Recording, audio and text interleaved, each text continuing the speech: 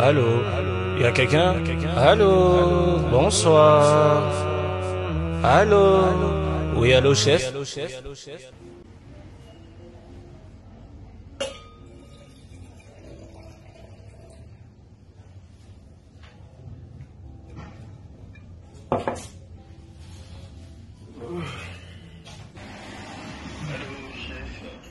Ah, qu'il est bon de vous avoir.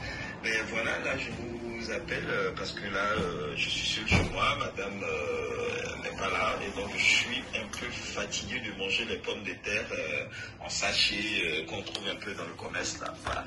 Donc, c'était pour voir avec vous, est-ce que vous n'avez pas une petite recette rapide, comme vous avez l'habitude de le faire, là, et permettre franchement de me dépanner pour que je puisse faire moi-même, de pas moi-même, mais ma propre recette, une bonne recette de purée, voilà, parce que c'est ce dont j'ai envie, là. Voilà. Allez, merci chef, je compte sur vous. Je fais une recette de purée simple, facile, rapide, vraiment. Tu verras. Salut.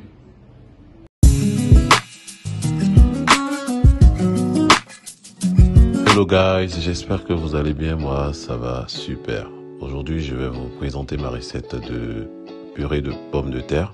C'est facile, c'est simple et c'est très goûteux. Donc pour cela, il vous faudra des pommes de terre, de l'ail et de l'eau et du sel. Donc une fois vos pommes de terre épluchées, vous allez les rincer et par la suite vous allez les découper. Donc ici moi je découpe mes pommes de terre en 4 pour les permettre de pouvoir bien cuire. Donc une fois que vous aurez bien découpé vos pommes de terre, vous allez ajouter 2 gousses d'ail. L'ail apporte un goût vraiment super, vous verrez. Essayez. Donc par la suite, je vais y ajouter de l'eau. Donc j'ajoute de l'eau jusqu'à ce que mon eau couvre les pommes de terre. Et je vais ajouter du sel aussi pour pouvoir les cuire. Du gros sel si vous en avez. Faites cuire vos pommes de terre à feu moyen. Et vos pommes de terre, une fois cuites, retirez et réservez l'eau de cuisson, puis retirez les pelures de l'ail. Ensuite, vous allez y ajouter de la crème fraîche, du beurre et vous allez écraser. Moi, j'ai un appareil en fait pour écraser, voilà. Et si vous n'en avez pas, vous pouvez les écraser soit avec l'appareil que vous avez. Et là, en fait, moi, j'écrase avant de mettre le beurre et la crème fraîche. Donc, je mélange bien à l'ail, en fait. Et après, je mettrai le beurre et la crème fraîche. Donc là, j'ajoute mon beurre. Et là, j'ajoute une bonne noisette de beurre. Puis, ma crème fraîche. Maintenant, je mélange encore jusqu'à avoir une bonne consistance.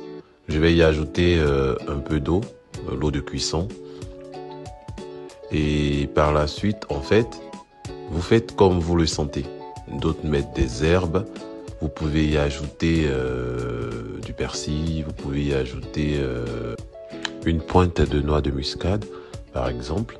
Que vous allez juste râper pour pouvoir y ajouter. Vous pouvez y ajouter des graines de sésame aussi que vous allez griller pour pouvoir apporter un peu de croquant à votre purée.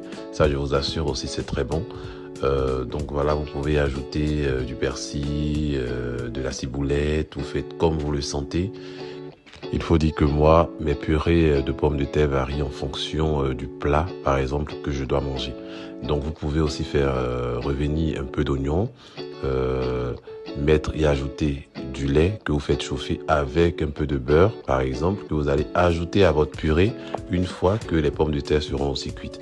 Donc il y a tellement de petites recettes comme ça. En fait, il faut toujours avoir de la création, des idées à chaque fois que vous faites ce genre de choses. Voilà. C'est prêt, je vous souhaite un bon appétit. Vous allez voir, vous allez vous régaler. C'est simple, c'est bon et c'est goûteux. Si vous avez suivi ma recette de poisson au four, de dorade, vous pouvez manger cette purée de pommes de terre avec ce plat. Ça passe crème. Bon appétit.